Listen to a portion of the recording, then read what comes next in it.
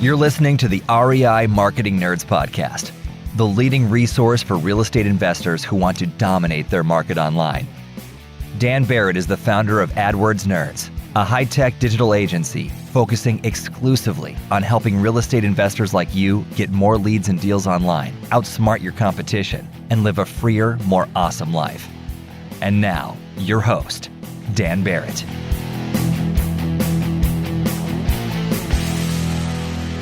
All right, what's up, everybody? This is Daniel Barrett from AdWords Nerds, and I am here with Paul Do Campo from reiomnidrip.com. Paul, how are you, my friend? Thanks for coming on the show.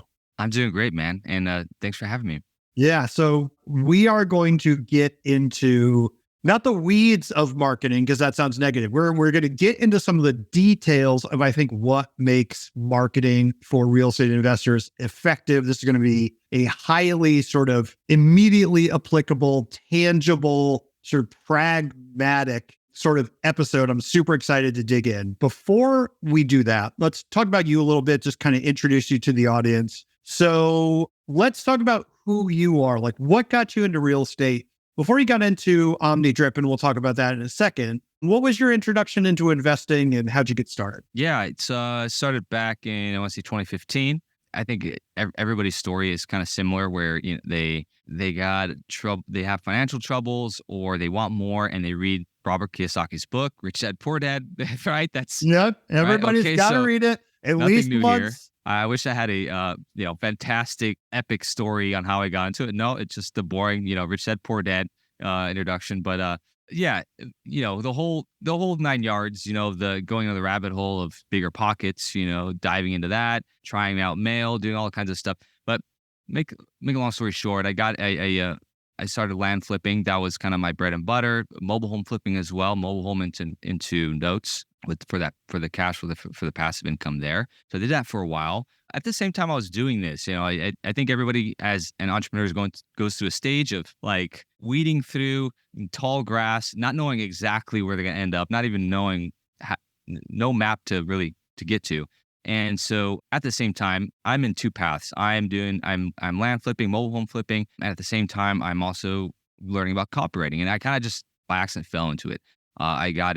Became Investor Carrot's copywriter by accident, completely by accident. They shot an email out to their list, which I was a member, saying, "Hey, we need a copywriter." I said, "Hey, why the hell not? I can make a few extra bucks," and did it. Ended up liking it. Ended up getting better at it. Started taking up some more clients, started implementing what I've been learning into my own businesses, created a info publishing business where I was selling a real estate seminar online. And then I'm here today where copywriting is my main trade, my main income every day for brands like Ryan Dawsey, Call Porter, which you've been on our podcast before, and Ballpoint Marketing. And then OmniDrip, which is my own offer, my own brand to help real estate investors really fine tune their follow up, because I think every client that almost comes to me to build their follow up, everything is really all over the place. It's chaotic. Everybody falls in line into the leaky bucket problem, right? I think everyone's heard of the leaky bucket syndrome. And I remember my dad actually, before we got on this call, we talked about how Portuguese, how my family comes from Portugal. My dad used to tell me a story. This is like third world country back then. It's not today, but they had no running water. They had no electricity when my dad was a kid. And so he would they actually had a well, and he'd go in there manually with throw a rope at the bucket and then pull out some water. If that bucket had cracks, had even cracks you couldn't see, you'd pull the water up, and that water would be down to like a third, and your assumption would be, oh, we're running out of water here in this well, without thinking I got cracks in this bucket. And that's a lot of investors I speak with. Their problem, their complaint is there's no more. There's the deals are running out. There's no more deals in our market. It's too crowded. It's too competitive. But the problem is that their bucket is, they think that their bucket, there's no water in their well, but the problem is their bucket is just keeps spilling out water. And so their back end funnel, their back end drip, their back end funnel, their back end marketing is weak. It sucks. It doesn't take into account for long-term marketing that you can easily implement on automation, a mixture of automation and manual follow-up to really rake in those deals that come 6 months, 8 months, a year after. So that's what I help do. I help investors fix their leaky bucket syndrome by better copy within their text messages, but also a 10,000 foot view of their organizing everything, getting everything in place, making sure that everybody has that every seller's in the appropriate bucket, so they're being followed up with. So yeah, I think that is super powerful. And I just want to underline this because I think, people who have listened to this podcast a lot will have heard me talk about this before, but I want to stress it again in case you've never heard me talk about this. At AdWords Nerds, we did sort of a study of, what factors were correlating with which investors had the most success with their online marketing, right? We would go through and we would say, okay, pick all of our clients for the last 5 years or whatever it was, take all these factors, put it in a spreadsheet, do a correlation value and figure out like what is actually correlated with the amount of deals that they did, the amount of time that they marketed, all that stuff. And I very strongly believe that what was going to correlate most powerfully with success was going to be budget size and market size, right? Big markets, big budgets, those things are going to correlate with deal flow and success. But overall, that wasn't really the case. There was some correlation there, but not very much. The number one correlated factor to long-term success with online marketing was the strength of their follow-up, right? It was how fast did they get to the lead and how long and how often and how well did they follow up with those leads, right? Like Nick Perry, many people who listen to this podcast will be familiar with Nick. He's a very successful marketer, very successful real estate investor, coach, just really, really great mind for setting up processes and systems. Was the first coaching student I ever took where I taught my Google Ads strategy to him. And then he went on to use it to really great success, national, sort of wholesaling at the national level. I had him on the show recently and we were talking and he was like, oh yeah, I just closed. So this is 2022 when we're recording this. He was like, I just closed a lead that came in from 2016, right? Like he has been following up with that lead ever since, right? And he just closed them, right? So this is such a massive force multiplier. I really, really want to make sure that people listen to this. This is not some like weird marketing detail. This is the difference between a positive and a negative ROI. So I want to start with copy. So we'll get to follow up and stuff. I have so many questions about that. I want to start with copy because I think copywriting is the critical marketing skill. I think it is understudied. It's understudied by me for sure. And I think investors particularly don't spend a lot of time on the copy. So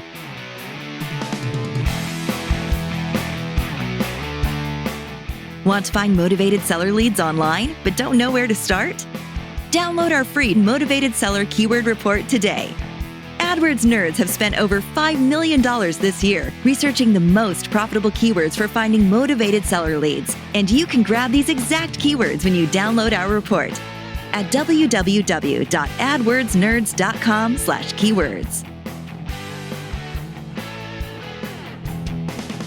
I want to ask you, one, when you look out at the sort of the sort of ecosystem of real estate investor copy as it exists today, what do you see? What do you think about it?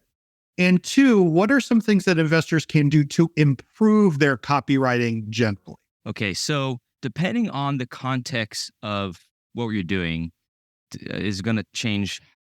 Like if I come to the table to do copywriting for real estate investors, and to be honest, if we're talking about lead generation in the form of direct mail, there's not a whole lot because we're not trying to convince anybody to sell. All we're doing is you're just trying to weed through all the hay and find out who's selling. That's it. We just trying to get somebody to raise their hand to our cash offer. Now, where does copy come into play into that? You could be creative onto what your copy. You can boil it down to who are you sending it to and what are you offering. Investors, the only thing we're really offering, usually on 90% of the investors out there, is a cash offer. So can't really do much with that. The other component is you might want to throw in a feature and benefit. So the feature and benefits are like the basic fundamental, like the first thing that somebody who's going through any kind of copywriting course or seminar or mentor, that's like the first thing you learn. It's very basic features and benefits. Feature is what is our cash offer. That's what we're giving.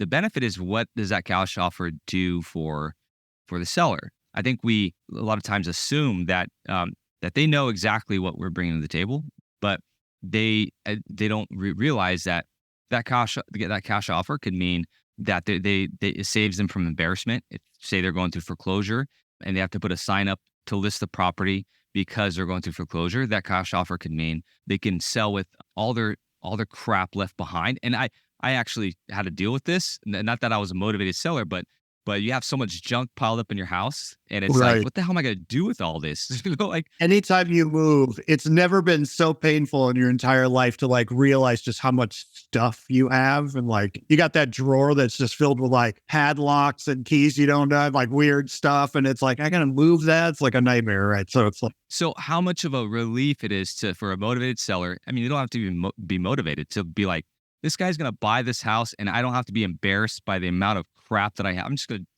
I don't have to lift it up. Just leave it in the drawer. Just leave that furniture behind. We're good. So there's about a dozen, 100.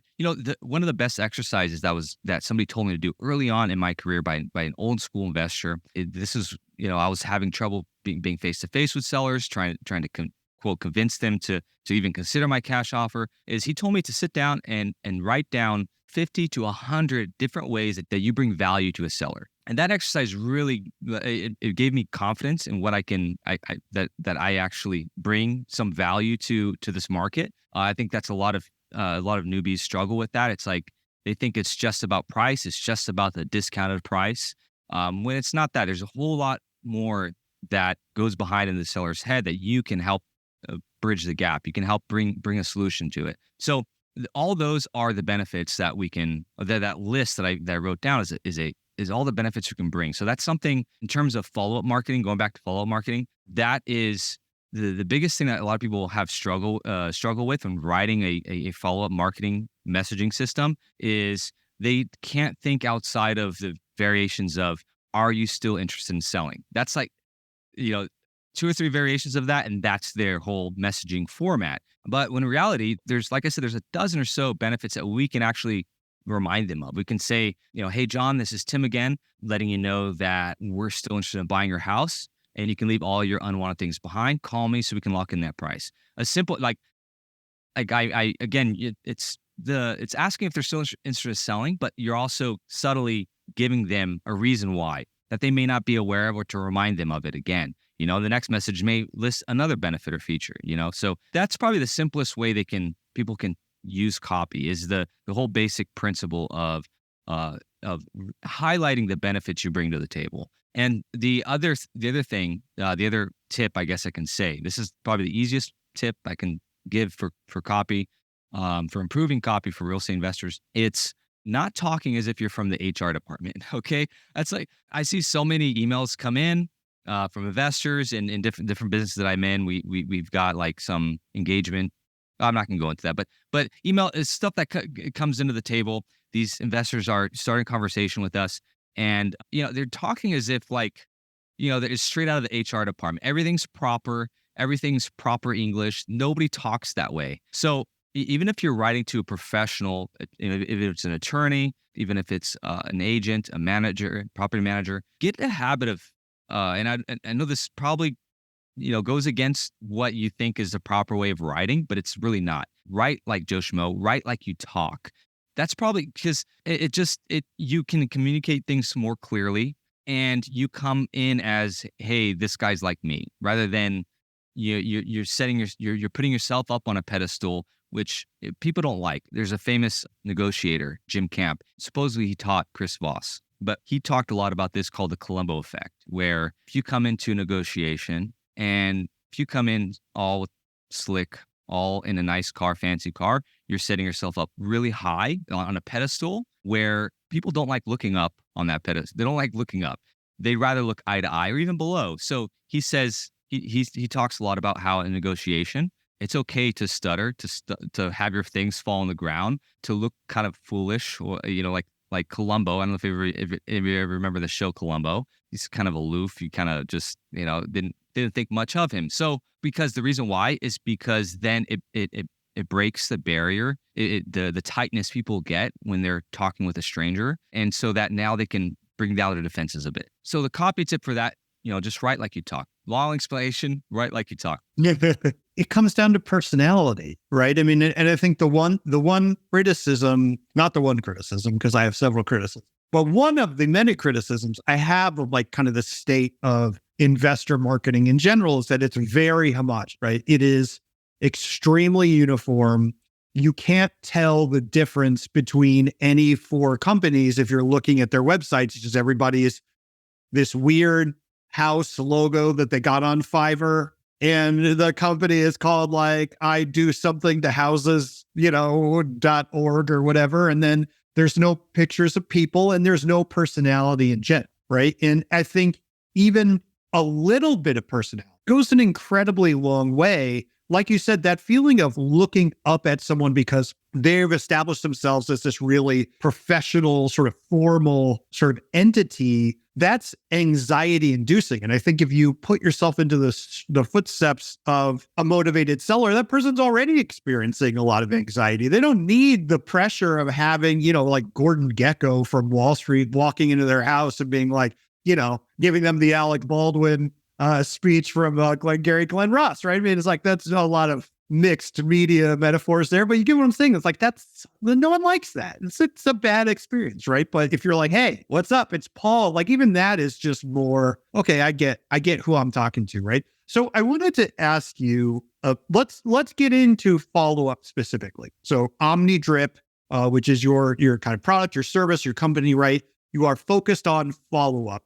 So let's define a little bit about what we're talking about when we talk about follow-up, right? So we're talking about, just as a general concept, usually someone's coming to my website, right? They're giving me their email or their phone number or something. They're opting in some way. And then for whatever reason, they are not closing immediately then and there, right? They're not just throwing their keys at me as they drive by my office, right? There's going to be a little bit more of a relationship building than that. So walk me through what we're talking about when we talk about like a follow-up sequence for people who aren't familiar with that terminology. Right. Okay. So, well, like you said, this has to do with the lead coming in. I think I had a couple people who wanted to use this for cold emailing. It's like, no, dude, like, this doesn't work that way. This is for a warm lead. You spoke with them, or it's inbound. So they've contacted you via your site, via some kind of marketing number you have out there. There's two ways you can look at this for follow-up. One is it's more for like the after effect when you really can't get a hold of a seller, or they've expressed, they're not ready to sell. That the majority, I think, of investors do it that way, and that's fine as long as they have on the front end, the first 3-4 weeks, they have a very organized structure for manual follow-up. The other way you can utilize what I do, utilize what I've done for e-commerce businesses, is follow-up begins right when that lead comes in. We have CRMs that are advanced, that can do lots of cool things in simple ways, where we can utilize automations, utilize some click of the buttons, and turn on a sequence as soon as somebody enters into our world to start conversations, to start building credibility and rapport. Okay, so how I look at it is this. It's all funnel. As soon as somebody steps into our world, they're giving us permission to market to them. So if they come into our world, there's different stages that can happen, right? The first stage is they miss a call from us. Okay, so that's one type of follow-up sequence. We just keep hammering them until we get contact. They miss an appointment with us. They book an appointment with us, right? So that could be a sequence, or at least either part of your SOP, part of your procedure, where you have something in place to send them before the appointment. This is what I call pre-selling, because whenever I enter into a company, but this isn't just real estate.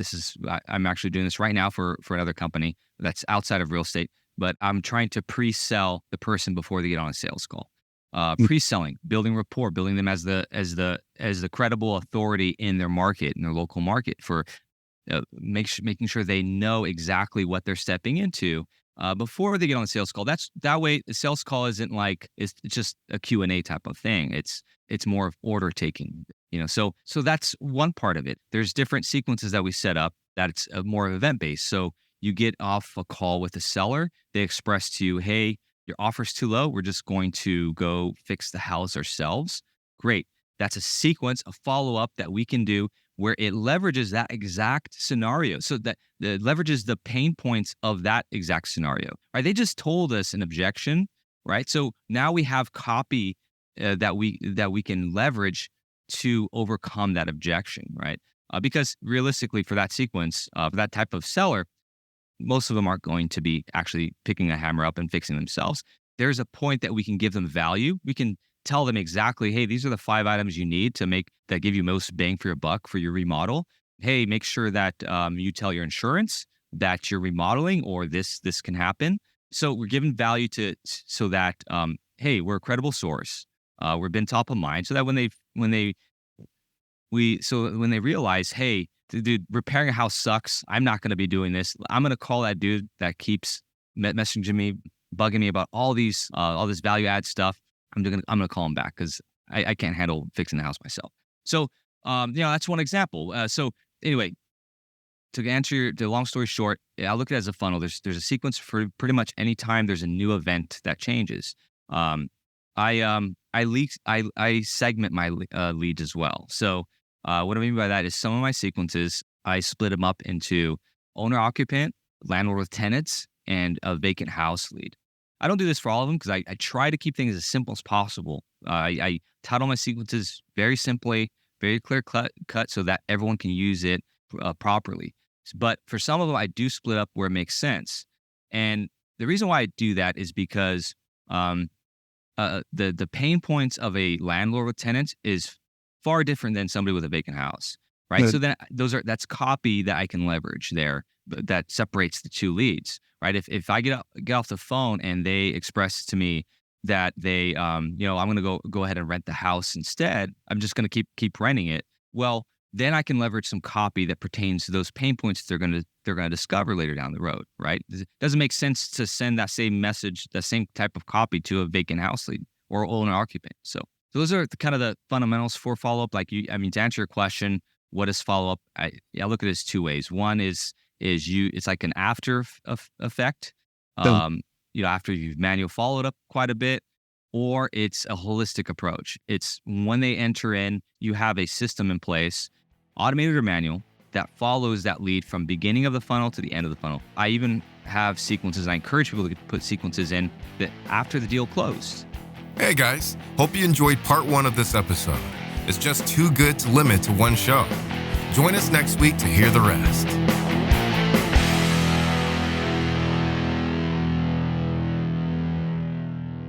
This is thepodcastfactory.com.